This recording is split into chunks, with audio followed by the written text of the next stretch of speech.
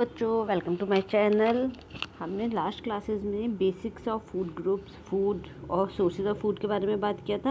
अब हम जो आगे बात करेंगे बैलेंस डाइट के बारे में बात करेंगे। तो ये पूरा हमारा क्या है, इंट्रोडक्टरी पार्ट है फूड साइंस का। ठीक है, तो हम फूड एंड न्यूट्रिशन का एक इंट्रोडक्शन वाला पार्ट पढ़ रहे हैं, जिसमें हम ये देखेंगे क्या क्या बेसिक इंट्रोडक्शन हमारे फूड का होता है। ठीक है, तो इसमें अब हमारा जो नेक्स्ट पॉइंट है वो है हमारा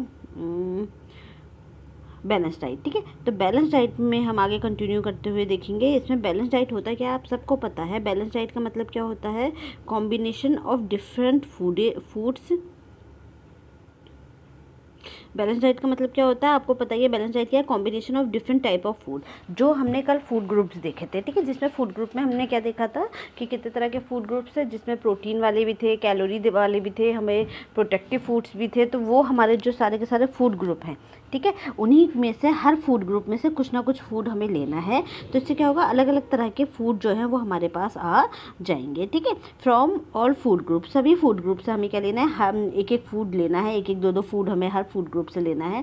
सही क्वांटिटी में लेना है और सही प्रपोर्शन में लेना है। ठीक है, ऐसा नहीं है कि हम कैलोरी वाला यानी कि हम सीरियल्स वाले बहुत ज़्यादा ले लें और हम पल्सेस वाला बहुत कम ले लें। तो हमें क्या करना है, एक सही क्वांटिटी में लेना है और एक एक्स्ट्रा अलाउंसेस भी खाने हैं। एक्स्ट्रा अलाउंसेस मतलब जितना हमें रिकमेंडेड है कि इतना आपने खाना ही खाना है, उसके साथ साथ हमें एक एक्स्ट्रा अलाउंसेस भी लेने हैं, जो कि हमारे एज, सेक्स और एक्टिविटी के अकॉर्डिंग हमें एक्स्ट्रा फूड भी खाना है। ठीक है, तो बैलेंस डाइट का मतलब क्या होता है, बैलेंस डाइट का मतलब ये होता है कि हमारी जितनी भी मेरी एज है, सेक्स है और मेरी जो एक्टिविटीज़ है, उसके अकॉर्डिंग जो भी मुझे रिकमेंडेड डाइट है, ठीक है, उस डाइट में जितना मुझे बोला गया है कि आपको डाइट में से ये खाना है, तो कितनी मुझे कैलोरी चाहिए, कितना मुझे प्रोटीन चाहिए, तो उसको मैं कैलकुलेट करके हर ग्रुप के फूड में से, चाहे वो हर ग्रुप का जो मेरे पास फूड है उसमें से मैं एक एक फूड को ले सकूं। जैसे कि सीरियल्स एंड सीरियल प्रोडक्ट से मैंने ले लिया, एनर्जी के लिए मैंने लिया एक अनाज ले ली, रोटी ले ली। ठीक है, लेग्यूम से मैंने दालें ले ली,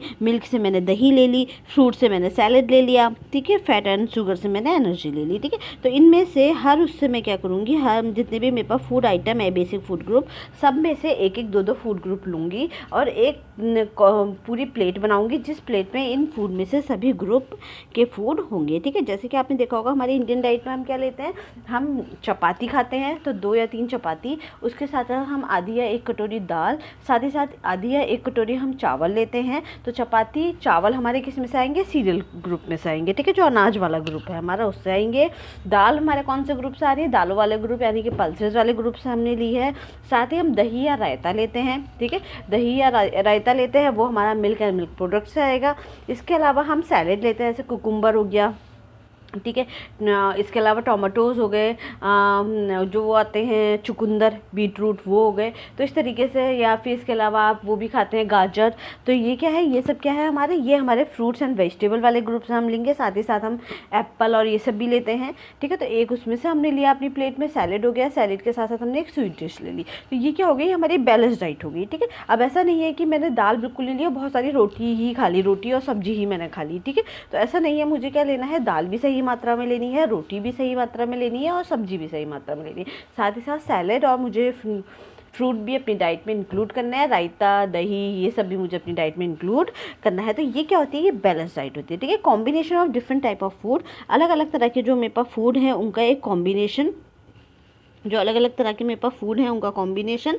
ठीक है, यही कॉम्बिनेशन मुझे क्या करता है, उसमें अलग अलग सभी फूड ग्रुप से कुछ ना कुछ फूड आइटम्स होंगे, जो प्रॉपर क्वांटिटी में हम लेंगे। प्रॉपर क्वांटिटी मतलब मात्रा में होंगे और सही प्रपोर्शन में होंगे, सही अनुपात होगा। ठीक है, इसमें होने चाहिए। एक्स्ट्रा अलाउंसेस हम उसमें रखेंगे, सिर्फ प्रॉपर उतना ही ना खाएं जितना मेरे लिए रिकमेंडेड है, जो मेरे डाइटिशियन ने बताया कि आपको इतना लेना है। उससे वो डाइटिशियन भी क्या करेगा, बिल्कुल मेरी रिक्वायरमेंट से थोड़ा ज़्यादा मुझे बताएगा। ठीक है, ताकि क्या होगी, वो एक्स्ट्रा अलाउंसेस को भी मैं, अगर मुझे कभी इमरजेंसी के लिए मैं नहीं खा पाई, शाम को मैंने डिनर नहीं किया, तो एकदम से वो मेरे को इतना कम ना पड़े। ठीक है, तो ये क्या है, ये हमारा बैलेंस डाइट है। अब बैलेंस डाइट में क्या होता है, आपका 50 to 60% कैलोरी हमें किससे लेनी चाहिए, कार्बोहाइड्रेट से लेनी चाहिए। मतलब दिन भर की जितनी भी कैलोरी हमारी बॉडी में यूटिलाइज हो रही है, तो उस कैलोरी में क्या करना है, आपने 50 to 60% हमें कैलोरी किससे लेनी है, कार्बोहाइड्रेट से लेनी है। ठीक है, 50-60% कैलोरी हमें कार्बोहाइड्रेट से लेनी है, 10-15% हमें प्रोटीन से लेनी चाहिए और हमें 20-30% हमें फैट से लेनी चाहिए। ठीक है, ये एग्जाम में आया हुआ क्वेश्चन है। ऐसा नहीं है कि हम पूरी की पूरी कैलोरी कार्बोहाइड्रेट से ही लेंगे। जैसे कि मैंने बताया था कि हमारे फूड में क्या क्या कितने तरह के केमिकल्स या ग्रुप्स पाए जाते हैं।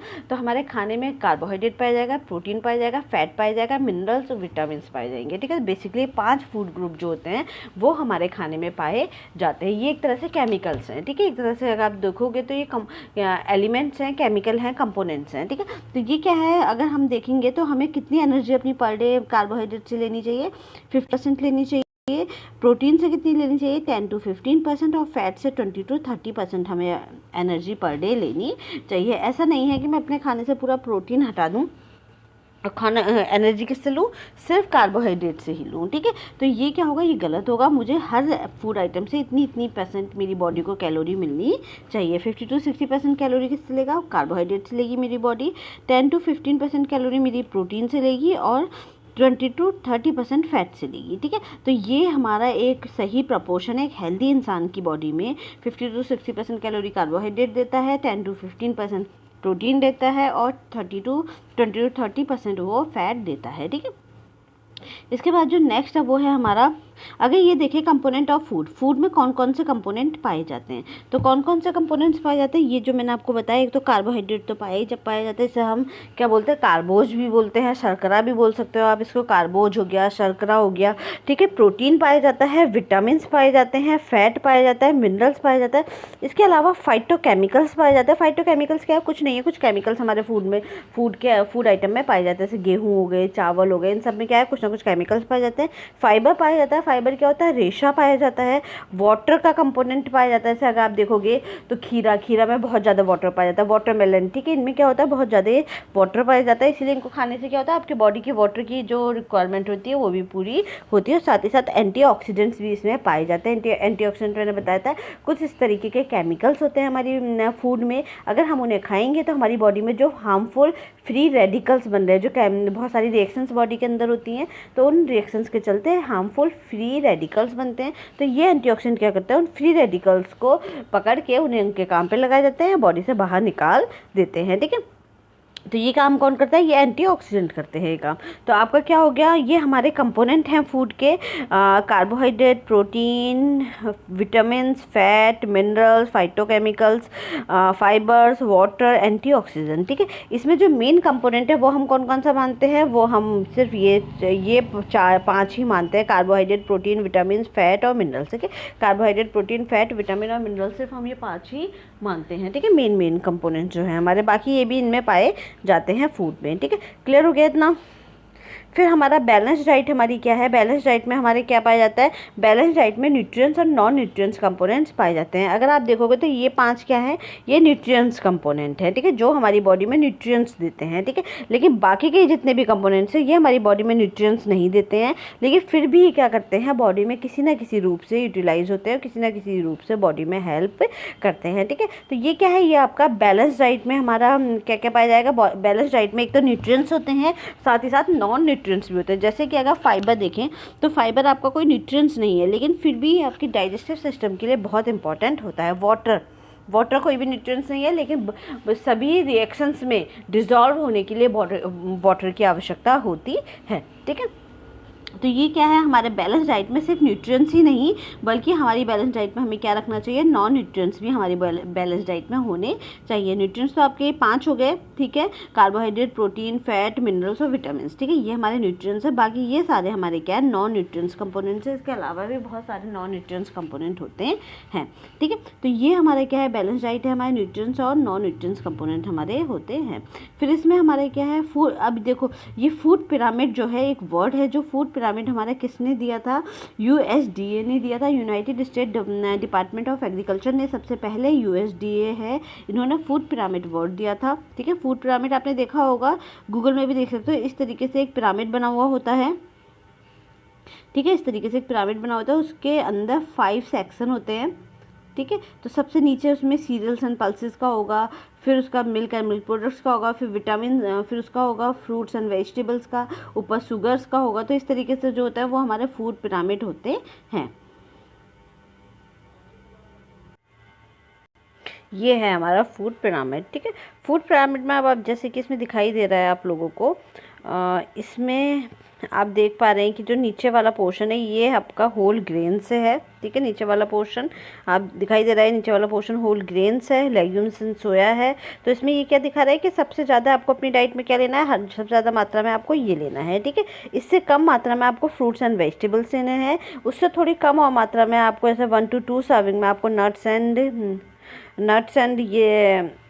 एंड सीड्स लेनी है। इससे थोड़ी कम मात्रा में आपको वेजिटेबल्स ऑयल लेने हैं, और डेयरी और प्रोडक्ट्स आपको 0 to 2 सर्विंग लेने हैं। स्वीट्स आपको सबसे ही कम लेनी है, ठीक है। तो जैसे आपको ये पूरा दिखाई देता है, इसी को हम क्या बोलते हैं, फूड पिरामिड बोलते हैं, ठीक है। तो पहले हम क्या मानते थे कि इस तरीके से फूड पिरामिड दिखाया जाता था, जिसमें ये बताया जाता था कि आपको इस तरीके से नीचे वाले जो पोर्शन है, यानी कि सबसे बड़ा एरिया कवर कर रहा है, तो 5 to 12 सर्विंग आपको होल ग्रेन्स और लेग्यूम्स की लेनी है। 3 to 4 सर्विंग यानी कि 3 to 4 सर्विंग आपको फ्रूट्स एंड वेजिटेबल्स की लेनी है पूरे दिन में, ठीक है। नट्स एंड सीड्स की आपकी 1 to 2 सर्विंग्स पर डे लेनी है, एक दिन में आपको इतनी सर्विंग्स लेनी है। वेजिटेबल्स एंड ऑयल जो है वो आपको बहुत कम लेना है। डेयरी एंड एग्स आपको ठीक ठीक लेना है 0 to 2 सर्विंग में, और आपको स्वीट्स निग्लिजिबल अमाउंट्स में लेना है, कप से बहुत कम आपको, मतलब बहुत ही कम स्वीट्स और चीनी आपको लेनी है। तो ये आपका क्या था, ये आपका था फूड पिरामिड। तो पहले हम इस तरीके से फूड के जो रिक्वायरमेंट है वो उसको हम कैसे दिखाते थे, फूड पिरामिड के हिसाब से दिखाते थे कि आपको इस तरीके से अपनी डाइट को मेंटेन करना है। सबसे ज़्यादा आपको ये लेना है 5 to 12 सर्विंग में, ठीक है। फिर ये इस तरीके से आपको ऊपर को जाते हुए दिखाई देता था, ठीक है। इसके साथ साथ ये क्या रिकमेंडेड था, आपको थोड़ी बहुत एक्सरसाइज करनी है, वाटर लेना है, मिनिमम 8 ग्लासेस आपको पर डे वाटर लेना है, और 10 मिनट्स के लिए आपको सनलाइट में भी बैठना है, ठीक है। तो पहले तो आपका ये माना जाता था फूड पिरामिड, लेकिन अब ये चेंज हो गया है। इसका रीज़न ये है, अब फूड पिरामिड नहीं आपको बुक्स में मिलेगा, अब नई बुक्स जो आ रही हैं वो क्योंकि फूड पिरामिड को हटा दिया गया है। क्योंकि इसका रीज़न ये है कि जो भी अपनी डाइट प्लान कर रहा है वो क्या सोचता था कि नीचे वाली ही जो सबसे बड़ा कवर ले रहा है, इसी से हमारी सारी रिक्वायरमेंट जो है कवर हो जा रही है, ये ही मेन इंपॉर्टेंट है, ऊपर का इंपॉर्टेंट नहीं है, ठीक है। तो इसीलिए आप फूड पिरामिड को हटा दिया गया है, क्योंकि लोगों को ये धारणा थी कि ये जो ऊपर वाले जो वो है, यानी कि dairy, eggs, vegetables, oil, nut and seeds, ये इंपॉर्टेंट नहीं है, सिर्फ नीचे के ही इंपॉर्टेंट हैं, ठीक है। तो अपनी डाइट में वो नीचे वाले फूड आइटम को ज़्यादा रखते थे, ऊपर वाले को मिनिमम रखते थे, बहुत कम कर देते थे या फिर नहीं भी रखते थे। इसीलिए अब इसको रख दिया गया है, क्योंकि इसमें इस वाले में ये देखा गया कि लोग इसकी इंपॉर्टेंस, ऊपर के जितने भी उनके हैं जिनकी कम सर्विंग है, उनकी इंपॉर्टेंस को वो नहीं रखते, मानते हैं, बस नीचे वाले फूड आइटम्स की इंपॉर्टेंस को वो मानते हैं। इसके बाद नेक्स्ट है, लेकिन अब कौन आ गया है, अब आ गया है हमारा फूड प्लेट। ये है फूड प्लेट। अब इसमें आप देखोगे तो इसमें एक प्लेट की शेप में देख कर बताया जाता है कि आपको क्या क्या लेना है, ठीक है।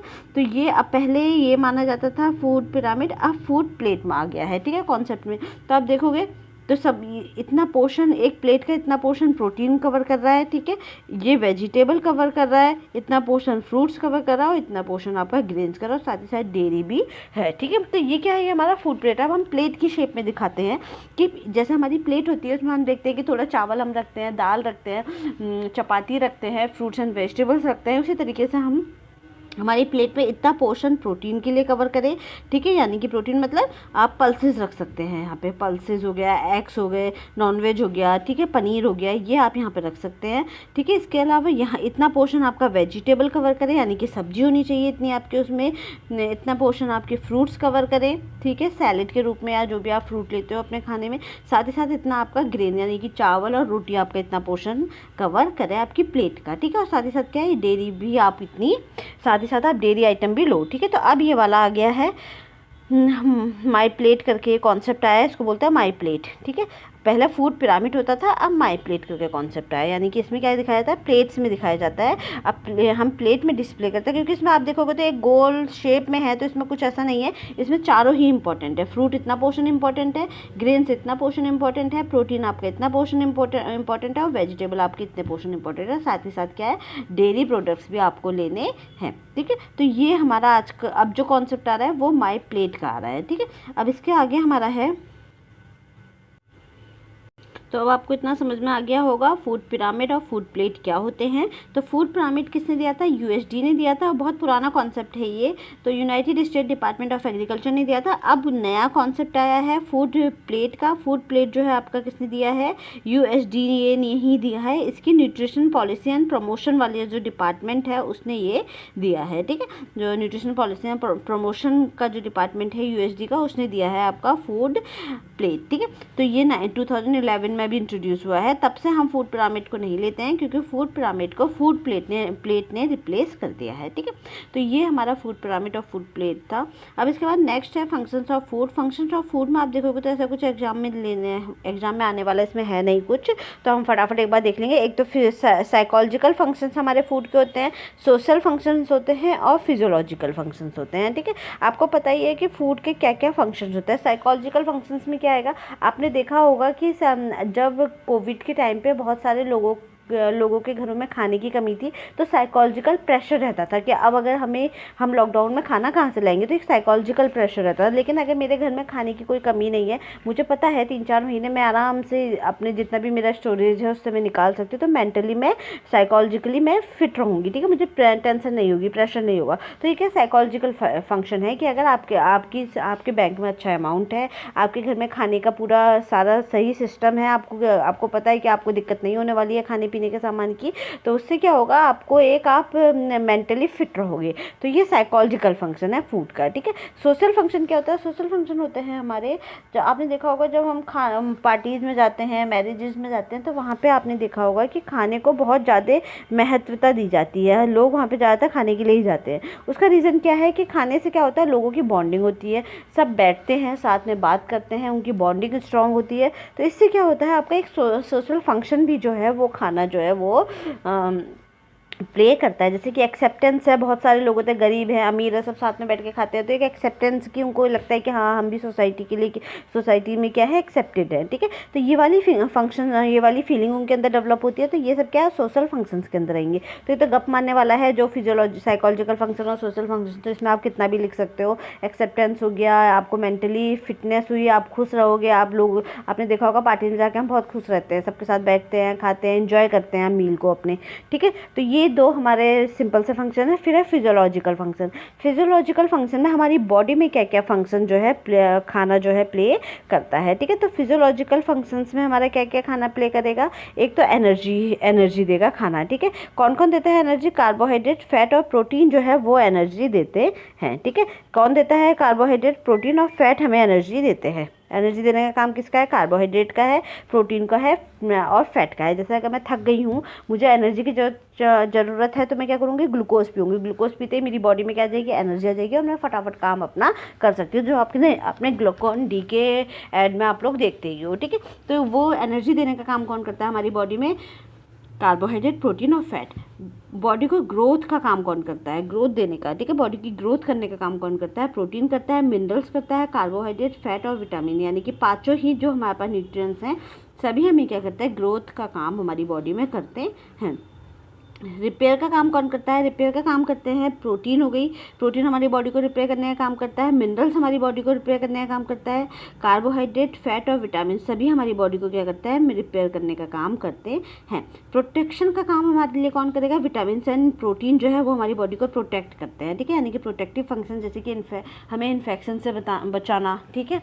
जैसे आपने देखा होगा इन्फेक्शन से बचाने के लिए कौन सी बॉडी है, हमें कौन से फूड लेने चाहिए? तो हाई प्रोटीन डाइट लेनी चाहिए। अभी आपने देखा कोविड के टाइम पे बहुत सारे आपने देखा था कि बहुत सारे वो आते थे रिकमेंडेशंस कि आपको अब इस समय ये वाले फूड आइटम लेने चाहिए, आपको हाई प्रोटीन डाइट हो गई, हाई आयरन हो गया, जिंक हो गया, ये सब आपको लेना चाहिए। तो उससे क्या होगा? आपको प्रोटेक्शन मिलेगी, ठीक है। तो विटामिन और जो प्रोटीन है वो हमें प्रोटेक्शन देता है।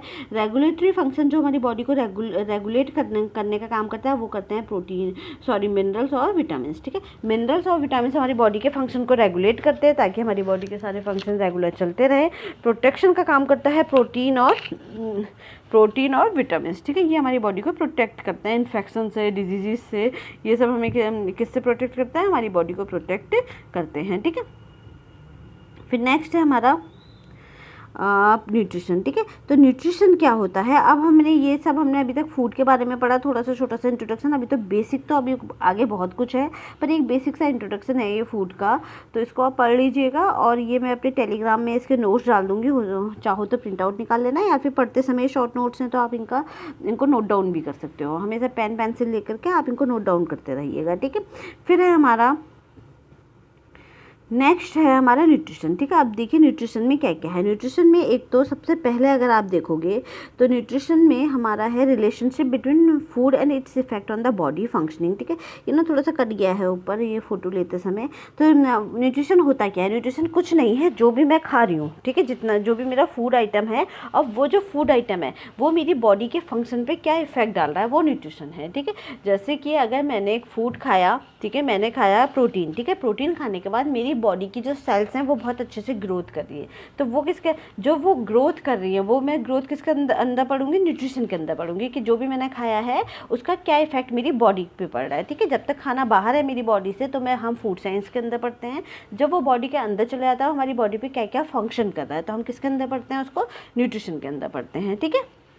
तो न्यूट्रिशन क्या है, कुछ भी जो भी हम फूड खा रहे हैं, फूड और हमारी जो बॉडी का फंक्शन है उसके बीच का जो रिलेशनशिप है वो हम न्यूट्रिशन में पढ़ते हैं। फर्स्ट प्रोफेसर ऑफ न्यूट्रिशन है हमारा मैरी शॉर्ट्स रोज हैं, ये कोलंबिया यूनिवर्सिटी की हैं, ठीक है, 1926 में। ये हमारी पहली प्रोफेसर थी न्यूट्रिशन की, ठीक है।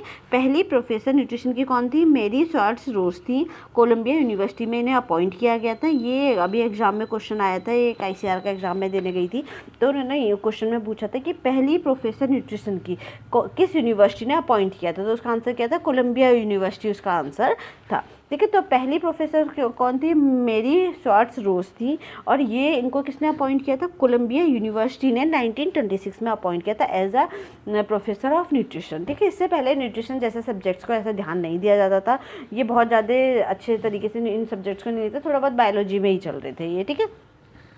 तो अब हमारा क्या है, अब अगर आप देखोगे तो जो भी फूड है, ठीक है, जो भी हमारी बॉडी होती है वो सेल से मिलकर बनती है, ठीक है। बॉडी हमारी किससे मिलकर बन रही है, सेल से मिलकर बन रही है,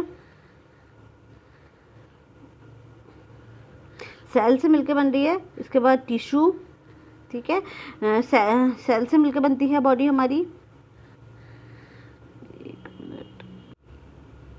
तो सबसे पहले जो हमारी बॉडी है वो किससे मिलकर बनती है, सेल से बनकर। सबसे जो फंडामेंटल यूनिट है बॉडी की वो कौन सी है, सेल है, ठीक है।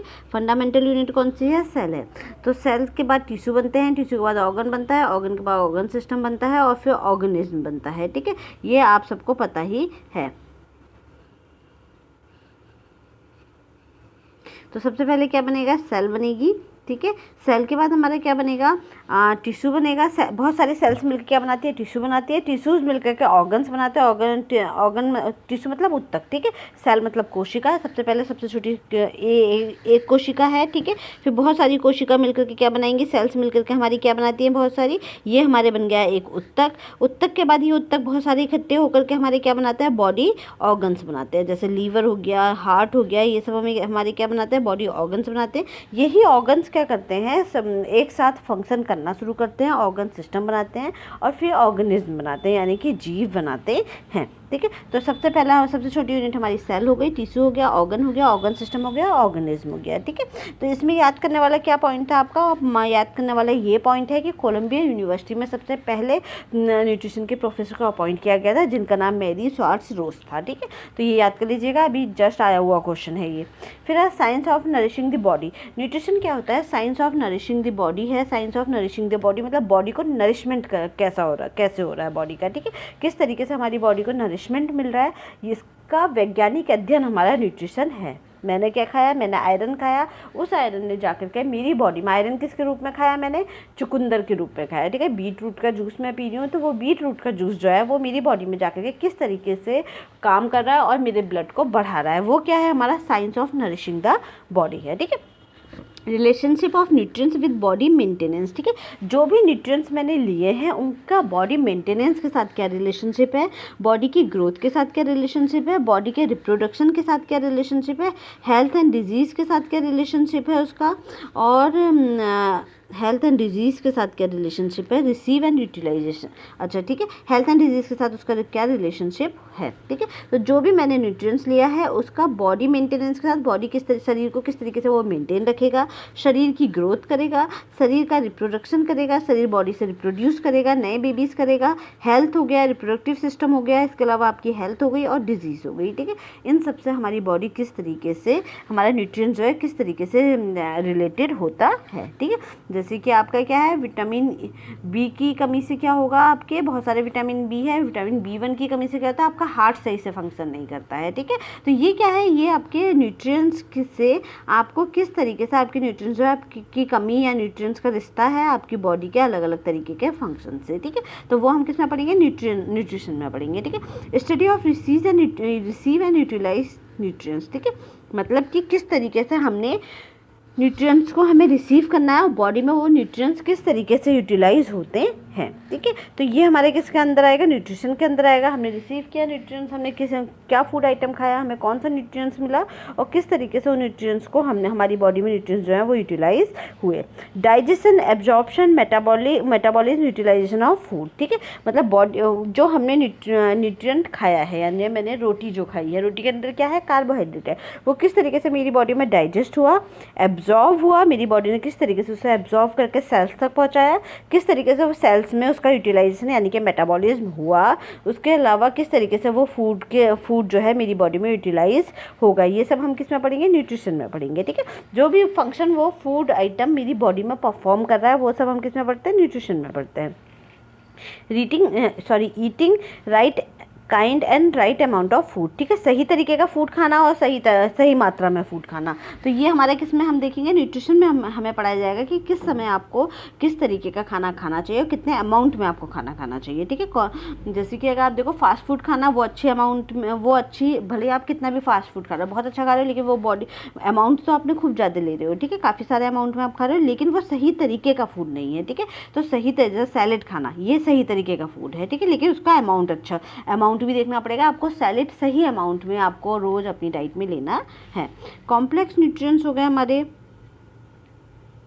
फिर है हमारा complex nutrients broken down into smaller one into gastrointestinal tract, ठीक है। तो जो भी हमारे कॉम्प्लेक्स न्यूट्रिएंट्स होते हैं वो हमारे किस में टूटते हैं, वो हमारे स्मॉलर में टूट जाते हैं, छोटे छोटे न्यूट्रिएंट्स में टूट जाते हैं। कहाँ, जो हमारा GI ट्रैक है, गैस्ट्रोइंटेस्टाइनल ट्रैक, यानी कि हमारे मुंह से लेकर एनस तक का जो पार्ट है, ठीक है। यानी कि जितना भी हमारा डाइजेस्टिव सिस्टम है, मुंह से लेकर के बॉडी से बाहर निकलने तक जितना भी हमारा डाइजेस्टिव सिस्टम है, उस डाइजेस्टिव सिस्टम का मेन काम क्या है, जो भी हमारे न्यूट्रिएंट्स हैं जो अपने कॉम्प्लेक्स फॉर्म में हैं उन्हें छोटे छोटे फॉर्म में तोड़ देना। जैसे कि कार्बोहाइड्रेट किससे मिलके बना होता है, ग्लूकोज से मिलके बना हुआ होता है, ठीक है। जब हम रोटी खा रहे हैं तो रोटी में कार्बोहाइड्रेट है, स्टार्च है, वो कार्बोहाइड्रेट या स्टार्च, एक तरह का स्टार्च क्या है, एक तरह का कार्बोहाइड्रेट ही है, तो वो किससे मिलके बना है, वो ग्लूकोज से मिलके बना हुआ है। जब हमने रोटी अपने अंदर ली तो वो जो ग्लूकोज है, वो जो स्टार्च है या कार्बोहाइड्रेट है, वो वापस किस में मेरी बॉडी में टूटेगा, GI में जाकर के ग्लूकोज में ही टूटेगा, तभी मेरी बॉडी में यूटिलाइज हो पाएगा, ठीक है। क्योंकि मेरी बॉडी क्या है या ह्यूमन बॉडी क्या है, वो कार्बोहाइड्रेट को यूज़ नहीं कर सकती। उन्हें क्या करना पड़ेगा, कार्बोहाइड्रेट को बॉडी को पहले तोड़ना पड़ेगा ग्लूकोज में, तब वो मेरी बॉडी में यूटिलाइज होगा, ठीक है। यानी कि वो अभी हम आगे बात करेंगे इस पर पूरे डिटेल में। तो वो जब तक मेरी बॉडी में यूटिलाइज नहीं होगा कार्बोहाइड्रेट, जब तक वो बॉडी में टूट ना जाए, ठीक है। तो यही क्या है, ये हमारा complex nutrients broken down into smaller one into gastrointestinal mouth to anus, ठीक है। यानी कि जो भी कॉम्प्लेक्स न्यूट्रिएंट्स है, जो कॉम्प्लेक्स स्ट्रक्चर है, जिनका कठिन स्ट्रक्चर है, वो अपने आसान स्ट्रक्चर में अपने छोटे छोटे रूप में हमारी बॉडी में जाके टूटेंगे, तभी वो बॉडी में यूटिलाइज होंगे, तभी उनका बॉडी हमारी इस्तेमाल कर पाएगी, ठीक है। फिर क्या है हमारा absorption of smaller nutrients into the blood stream and transport to cell of body, ठीक है। ये क्या करेगा, जो हमारी बॉडी ने, मैंने कार्बोहाइड्रेट खाया, रोटी खाई, रोटी के अंदर क्या था, कार्बोहाइड्रेट था, प्रोटीन था और फैट था, तीनों चीज़ें पाई जाएंगी चपाती के अंदर, ठीक है। मैंने खाने के बाद क्या हुआ, मेरी बॉडी में वो गया मेरी डाइजेस्टिव सिस्टम में, वहाँ वो रोटी किस में टूटी, कार्बोहाइड्रेट में टूटी, प्रोटीन में टूटी और फैट में टूटी। जितना उसका कार्बोहाइड्रेट का पार्ट है वो अलग हो गया, प्रोटीन का पार्ट है वो अलग हो गया, और फैट का पार्ट अलग हो गया। अब ये बॉडी में क्या होगा, यही डाइजेस्टिव सिस्टम में जो कार्बोहाइड्रेट है वो ग्लूकोज में टूटेगा, ठीक है, क्योंकि वो ग्लूकोज से ही बना हुआ है कार्बोहाइड्रेट, ठीक है। जो प्रोटीन है वो अमीनो एसिड में टूटेगा, क्योंकि प्रोटीन अमीनो एसिड से ही बना हुआ है। और जो फैट है, फैट किस में टूटेगा, फैटी एसिड से और ग्लिसरॉल में टूटेगा, क्योंकि वो उन्हीं से बना हुआ है, ठीक है। तो मेरी बॉडी में वो टूटेंगे। उसके बाद ये जो छोटी छोटी जो हमारे glucose, amino acid, fatty acid और जो हमारा लास्ट वाला क्या था, ग्लिसरॉल, ये सारे हमारे कहाँ जाएंगे, हम मेरे ब्लड स्ट्रीम में जाएंगे, यानी कि मेरे ब्लड वेसल्स जो है, जो नसें हैं ब्लड की जो वेसल्स हैं, उसके साथ मिक्स हो जाएंगे और मेरी नसों तक पहुँच जाएंगे सारे न्यूट्रिएंट्स, ठीक है। और मेरी बॉडी में जो भी नसों तक पहुँचेंगे, नसें उनको कहाँ लेके जाएंगे, जो हमारे ब्लड वेसल्स है वो उन्हें कहाँ लेके जाएंगे, सेल्स तक लेके जाएंगे, कोशिकाओं तक लेके जाएंगे। तो कोशिकाओं में जा करके वो अपना अपना काम जो है परफॉर्म करेंगी, ठीक है। तो ये क्या है हमारा, ये एक बेसिक एक इंट्रोडक्शन है जो हमारा न्यूट्रिशन का होता है, ठीक है। इसके बाद क्या है, अगर हम देखें न्यूट्रिशन का प्रोसेस क्या है, सबसे पहले इंजेक्शन का मतलब क्या होता है, बॉडी में खाने को लेना, मुंह से जब मैं कोई खाना ले रही हूँ, ठीक है, जब मैंने बाइट ली है खाने की, ठीक है, वो क्या हो गया, इंजेक्शन हो गया, ठीक है। इंजेक्शन के बाद वो मेरी बॉडी में जाएगा, यानी कि डाइजेशन होगा उसके बाद, ठीक है। डाइजेशन का मतलब क्या है, जो उसका जो बड़ा कार्बोहाइड्रेट है वो छोटे छोटे ग्लूकोज में टूट जाएगा, जिससे वो बना हुआ था, ठीक है। तो जब वो अपनी सबसे छोटी यूनिट में टूट जाएगा तो उसी को हम क्या बोलते हैं, डाइजेशन बोलते हैं। डाइजेशन के बाद वो क्या होगा, एब्जॉर्प्शन में जाएगा, ठीक है। एब्जॉर्प्शन का मतलब क्या है, जो मेरी स्मॉल इंटेस्टाइन है वो जो ग्लूकोज है, अमीनो एसिड्स है और जो फैटी एसिड्स है उनको अपने अंदर ले लेगी, ठीक है, स्मॉल इंटेस्टाइन, और उन्हें कहाँ दे देगी, जितनी भी ब्लड वेसल्स है उनके पास उनको दे देगी, ठीक है। तो ये क्या है, हमारा एब्जॉर्प्शन है। एब्जॉर्प्शन के बाद होगा एसिमिलेशन। एसिमिलेशन में क्या होता है, हमारा blood molecules carried by the blood molecules carried by the blood vessels are absorbed by our body cells, ठीक है। ये क्या बोल रहा है, एसिमिलेशन में क्या है, जो हमारे ब्लड मॉलिक्यूल्स हैं, ठीक है, ये क्या होता है, कैरीड बाय ब्लड जो हमारे स्मॉल इंटेस्टाइन था उससे हमारी जो न्यूट्रिएंट्स थे, जो ग्लूकोज था, फैटी एसिड्स थे और अमीनो एसिड्स थे, वो कहाँ चले गए, हमारे ब्लड वेसल्स में चले गए, ठीक है। वही ब्लड वेसल्स से वो कहाँ चले जाएंगे, बॉडी सेल्स में चले जाएंगे। जितने भी हमारे न्यूट्रिएंट्स, जितनी भी हमारी ब्लड है वो उसे कहाँ ले जाएगा, ब्लड बॉडी की सेल्स तक पहुंचा देगा, एक एक कोशिकाओं तक उसको पहुंचा देगा, जो भी हमारे न्यूट्रिएंट्स थे, ठीक है। जो हमारे पास न्यूट्रिएंट्स टूट के आए, उन न्यूट्रिएंट्स को हमारी कोशिकाओं तक पहुंचाने को क्या बोलेंगे, हम एसिमिलेशन बोलेंगे। फिर बायोसिंथेसिस है। बायोसिंथेसिस में क्या होता है, जो हमारे छोटे छोटे मॉलिक्यूल्स, जैसे कि अब क्या हुआ हमारी बॉडी में, मैंने क्या खाया था, प्रोटीन खाया था, ठीक है, प्रोटीन टूटा, किस में टूटा, अमीनो एसिड में टूटा। फिर वो मेरे ब्लड वेसल्स में, यानी कि मेरी नसों में अमीनो एसिड गया, और वो कहाँ चला गया, अमीनो एसिड सभी जगह अपना अपना काम करने लग गया। तो फिर अमीनो एसिड क्या करेगा, वापस जुड़ करके प्रोटीन में कन्वर्ट होगा, जैसे हम मसल्स प्रोटीन भी है, इस तरीके का उसका एग्जाम्पल है। तो वापस किस में कन्वर्ट होगा, वो प्रोटीन में फिर से कन्वर्ट होगा, मेरे मसल्स में या हर जगह जगह पे स्टोर होने के लिए, अपना फंक्शन करने के लिए, ठीक है। तो ये क्या है, ये बायोसिंथेसिस है। इसको क्या बोलते हैं, जब बड़े मॉलिक्यूल बनते हैं छोटे छोटे मॉलिक्यूल से, ठीक है, यानी कि छोटे अमीनो एसिड से मिलकर के क्या बनेगा, कई सारे छोटे छोटे अमीनो एसिड से मिलकर वापस प्रोटीन कन्वर्ट हो रहा है हमारी बॉडी में, ठीक है। तो वो क्या है, बायोसिंथेसिस है। फिर इसके बाद एक्सक्रीशन होगा, जो वेस्ट मटेरियल है वो बॉडी से बाहर निकल जाएगा। ये हमारा प्रोटीन का प्रोसेस, न्यूट्रिशन का प्रोसेस है, ठीक है। फिर है हमारे पास न्यूट्रिएंट्स, हमारे पास कितने होते हैं, न्यूट्रिएंट्स हमारे पास हैं, अब इसमें है हमारा न्यूट्रिएंट्स, ठीक है। न्यूट्रिशन में न्यूट्रिएंट्स क्या है, chemical substances in food. Her food हमारा किससे मिलकर बना हुआ है, केमिकल से मिलकर बना हुआ है। तो ये न्यूट्रिएंट्स क्या है, वही केमिकल है, ठीक है, जो केमिकल सब्सटेंसेस है वही हमारे न्यूट्रिएंट्स होते हैं, ठीक है। Body needs to carry out its function. Body क्या करती है, इसके बॉडी को न्यूट्रिएंट्स की ज़रूरत होती है ताकि वो अपने फंक्शन को क्या कर सके, पूरा कर सके, अपने फंक्शंस परफॉर्म कर सके। इसके लिए उसे किसकी ज़रूरत है, न्यूट्रिएंट्स की ज़रूरत होती है बॉडी को, ठीक है। Every nutrients has its specific function in body. अब देखो हर न्यूट्रिएंट्स का अपना खुद का एक स्पेसिफिक फंक्शन होता है बॉडी में, ठीक है। तो हर न्यूट्रिएंट्स की अपनी खुद की वैल्यू होती है, जैसे कि अभी हमने बताया था, कार्बोहाइड्रेट क्या करेगा, आपको एनर्जी देगा, ठीक है। तो इस तरीके से प्रोटीन क्या करेगा, बॉडी बिल्डिंग का काम करेगा। तो हर न्यूट्रिएंट्स की क्या है, अपनी खुद का एक फंक्शन होता है जो उसे बॉडी में परफॉर्म करना होता है, ठीक है। तो न्यूट्रिएंट्स क्या है, कुछ नहीं है, केमिकल सब्सटेंसेस है। हमारा खाना भी किससे मिलकर बना होता है, केमिकल से मिलकर बना होता है। वही केमिकल क्या करता है, बॉडी में जाकर के बॉडी के फंक्शन में हेल्प करते हैं, ठीक है। तो हर न्यूट्रिएंट्स का अपना एक स्पेसिफिक फंक्शन होता है। न्यूट्रिएंट्स हमारे दो तरह के होते हैं, एक है हमारा माइक्रो न्यूट्रिएंट्स और दूसरा है हमारा मैक्रो न्यूट्रिएंट्स। ठीक है, तो माइक्रो और मैक्रो। तो मैक्रो न्यूट्रिएंट्स कौन से वाले होते हैं? मैक्रो न्यूट्रिएंट्स वो होते हैं जो हमारी बॉडी में ज़्यादा मात्रा में चाहिए होते हैं, उन्हें हम क्या बोलते हैं?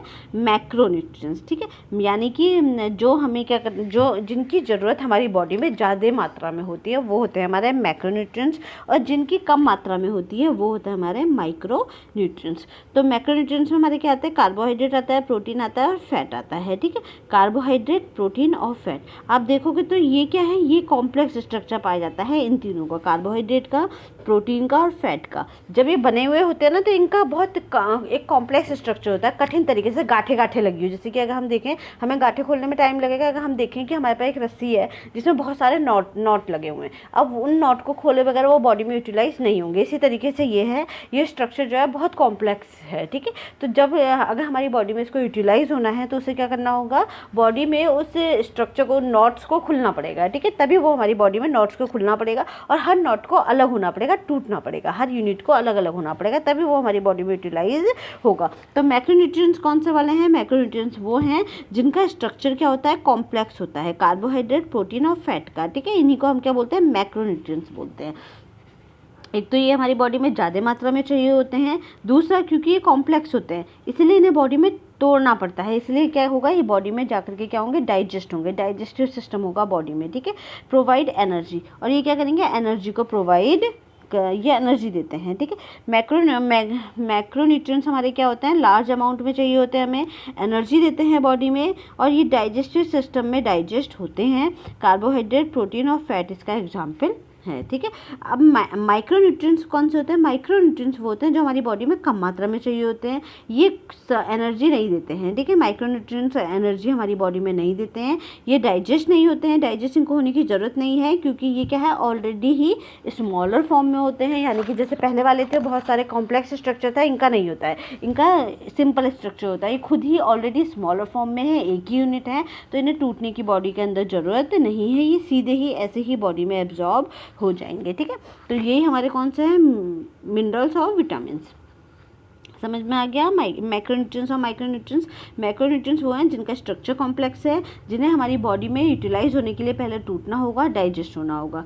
और ये हमारे मैक्रोन्यूट्रिएंट्स क्या करेंगे? हमें क्या देंगे? एनर्जी भी देंगे। ठीक है, जबकि माइक्रोन्यूट्रिएंट्स हमें एनर्जी नहीं देते हैं, ये हमारी बॉडी में कम मात्रा में चाहिए होते हैं, इन्हें टूटने की ज़रूरत नहीं होती क्योंकि ऑलरेडी ही क्या होता है? ये सिंपलर फॉर्म में होते हैं, तो इन्हें टूटने की ज़रूरत ही नहीं है। तो ये क्या है? ऑलरेडी ही क्या है? सिंपलर फॉर्म में है। ठीक है, तो ये बॉडी में डायरेक्ट एब्जॉर्ब नहीं होते हैं, ये क्या करेंगे? बॉडी में सीधे डायरेक्ट एब्जॉर्ब हो जाएंगे। ठीक है, जैसे इसका एग्जांपल क्या है? विटामिन्स और मिनरल्स है। इसका एग्जांपल क्या है? विटामिन्स और मिनरल्स। ठीक है, तो अगर हम देखें तो मैक्रोन्यूट्रिएंट्स में हमारे कौन से आएंगे? कार्बोहाइड्रेट, प्रोटीन, फैट आएंगे, और माइक्रोन्यूट्रिएंट्स में हमारे आएंगे विटामिन्स और मिनरल्स। ठीक है, इसमें हमारे क्या है? अगर गुड न्यूट्रिशन, अब इसके ये समझ में आ गया ना। इसके बाद गुड न्यूट्रिशन क्या होता है? गुड न्यूट्रिशन होता है एसेंशियल न्यूट्रिएंट्स होते हैं जिसके अंदर सही बैलेंस में होता है और वो हमारा फिजिकल और मेंटल हेल्थ हमें अच्छी देता है, उसको हम क्या बोलते हैं? उसको हम बोलते हैं गुड न्यूट्रिशन। ठीक है, गुड न्यूट्रिशन क्या हो गया? सभी इसेंशियल न्यूट्रिएंट्स जिस खाने के अंदर होंगे, जितने न्यूट्रिएंट्स हमें चाहिए, यानी कि हमें क्या चाहिए? कार्बोहाइड्रेट, प्रोटीन, फैट, विटामिन और मिनरल सभी हमें एक सही मात्रा में चाहिए, करेक्ट बैलेंस होना चाहिए, सही मात्रा में होने चाहिए, और ये हमें अच्छी फिजिकल और मेंटल हेल्थ देने चाहिए। ठीक है, समझ में आ गया इतना? फिर नेक्स्ट है हमारा टाइप्स ऑफ न्यूट्रिशन में अगर हम देखेंगे तो हमारे पास दो तरह के टाइप्स ऑफ न्यूट्रिशन है। पहला है ऑप्टिमल न्यूट्रिशन और दूसरा है माल न्यूट्रिशन। ठीक है, ऑप्टिमल न्यूट्रिशन वो होता है जिसमें सभी न्यूट्रिएंट्स जो होते हैं सही मात्रा में पाए जाते हैं और एक्स्ट्रा अलाउंसेस भी होते हैं इमरजेंसी के लिए, मतलब कुछ एक्स्ट्रा भी हमारी बॉडी में स्टोर रहता है ताकि इमरजेंसी आ जाए तो उसे तोड़ ले। जैसे कि आज शाम को मैंने डिनर नहीं कर पाया तो इतना प्रोटीन कम ना हो कि वो शाम के फंक्शन ही परफॉर्म ना कर पाए। ठीक है, वैसे तो हमें सभी डाइट्स में प्रॉपर डाइट लेनी चाहिए, लेकिन कभी सभी मील्स हमें प्रॉपरली लेने चाहिए, लेकिन कभी ऐसा हो सकता है कि आप किसी इमरजेंसी में हो तो आप वाली मील स्किप हो जाए आपकी, तो आपके खाने में पहले से ही इतना इमरजेंसी स्टॉक होना चाहिए बॉडी में। ठीक है, all nutrients in proper amount, सभी न्यूट्रिएंट्स हमारे प्रॉपर अमाउंट्स में होने चाहिए और साथ ही साथ क्या होना चाहिए? एक्स्ट्रा अलाउंसेस होना चाहिए फॉर इमरजेंसी के लिए। ठीक है, good nutrition status of body, यानी कि आपका जो न्यूट्रिशन स्टेटस है वो बॉडी का फिजिकल और मेंटल बेहतर होना चाहिए, आपकी बॉडी हेल्दी हो, आप मेंटली भी हेल्दी हो, दिमागी रूप से भी आप हेल्दी हो। एक इंडिविजुअल जो हेल्दी व्यक्ति है वो दिमागी रूप से भी हेल्दी होता है। ठीक है। Adequate nutrition and good nutrition, इसको हम क्या बोल सकते हैं, एडिक्वेट न्यूट्रिशन और गुड न्यूट्रिशन भी बोल सकते हैं। और ये हमें किससे मिलेगा, बैलेंस डाइट के थ्रू हमें ऑप्टिमल न्यूट्रिशन मिलता है। ठीक है, ऑप्टिमल न्यूट्रिशन कौन सा हो गया, अच्छा वाला न्यूट्रिशन जो है, जो मतलब मैं पूरा हेल्दी हूँ, मेरे बॉडी में न्यूट्रिशन की कोई कमी नहीं है, मैं मेंटली भी हेल्दी हूँ, प्रोटीन अच्छी मात्रा में है, कार्बोहाइड्रेट, सारे विटामिन मिनरल्स अच्छी मात्रा में है बॉडी में। ठीक है, तो वो क्या होगा, ऑप्टिमल न्यूट्रिशन होगा। माल न्यूट्रिशन कौन सा होगा, माल न्यूट्रिशन हमारे अंदर, जहाँ माल न्यूट्रिशन मतलब माल का मतलब कुछ गड़बड़ है हमारे न्यूट्रिशन में, तो अंडर न्यूट्रिशन हो सकता है या फिर ओवर न्यूट्रिशन, दोनों हो सकते हैं। अंडर न्यूट्रिशन में क्या होगा, अंडर न्यूट्रिशन में है कि आप जब खाना सही से नहीं ले रहे हो तो आपके अंदर क्या होगा, न्यूट्रिएंट्स की कमी हो सकती है, मतलब आपको बहुत कम खाना मिल रहा है। जैसे कि कुछ लोग क्या होता है, गाँव में लोग रोटी पे ही जिंदा रहते हैं, रोटी रोटी रोटी खाते हैं, तो उनको कार्बोहाइड्रेट तो मिलता है लेकिन उनको प्रोटीन नहीं मिलता है। ठीक है, तो वही है हमारा अंडर न्यूट्रिशन। ठीक है, तो लैक ऑफ न्यूट्रिएंट्स की कमी होना, impaired physical and mental body functioning, जिससे क्या होगा, आपका जो फिजिकल और मेंटल बॉडी फंक्शनिंग है वो सही से काम नहीं करेगा, आपका दिमाग और आपका शरीर जो है वो सही से काम नहीं करेगा, दिमाग का और जो शरीर का फंक्शन है वो काम नहीं करेगा, हल्का काम करेगा, कम काम करेगा। ठीक है, तो इतने परफेक्ट काम नहीं करेगा। तो लैक ऑफ न्यूट्रिएंट्स है, न्यूट्रिएंट्स की कमी होगी। तो अंडर न्यूट्रिशन में जब किसी न्यूट्रिएंट्स की एक या एक से ज़्यादा न्यूट्रिएंट्स की हमारी बॉडी में कमी होती है, जनरली हमारी बॉडी में प्रोटीन की और विटामिन की कमी रहती है। ठीक है, तो ये क्या है, ये हमारा अंडर न्यूट्रिशन में आएगा। जैसे एडोलसेंस गर्ल्स में क्या होता है, आयरन की कमी हो जाती है, तो वो किस में आएंगे, अंडर न्यूट्रिशन में आएंगे। ओवर न्यूट्रिशन में क्या होता है, जब हमारा न्यूट्रिएंट जो है ज़रूरत से ज़्यादा हो जाए। ठीक है, बहुत ज़्यादा जब न्यूट्रिएंट्स आपका हो जाएगा, जैसे कि excess and imbalance and nutrient. ठीक है, जब हम कोई न्यूट्रिएंट्स आपका बहुत ज़्यादा आप ले रहे हो या इम्बैलेंस हो रहा है, जैसे कि फैट। ठीक है, ओबिसिटी का केस इसका एग्जांपल है, ओवर न्यूट्रिशन, जब आपने एक या एक से ज़्यादा न्यूट्रिएंट्स आपकी बॉडी में जितनी डिमांड थी उससे भी ज़्यादा हो गए हैं, जैसे फैट हो गया, यानी कि excess and imbalance of nutrients, आपने बहुत ज़्यादा फैट ले लिया है। ठीक है, तो ये हमारा आज का टॉपिक था, जिसमें अभी हम इतना ही पढ़ेंगे। इसके जो नेक्स्ट है, कल हम डाइजेस्टिव सिस्टम देंगे, क्योंकि बहुत बड़ा टॉपिक है वो, तो इसके लिए और इसे अच्छे से समझाना भी पड़ेगा, तो हम कल नया टॉपिक स्टार्ट करेंगे। तब तक के लिए इसके नोट्स बना लो, और चाहो तो इसका प्रिंट आउट भी निकाल सकते हो, मैं टेलीग्राम में डाल दूँगी। Thank you everyone, have a nice day.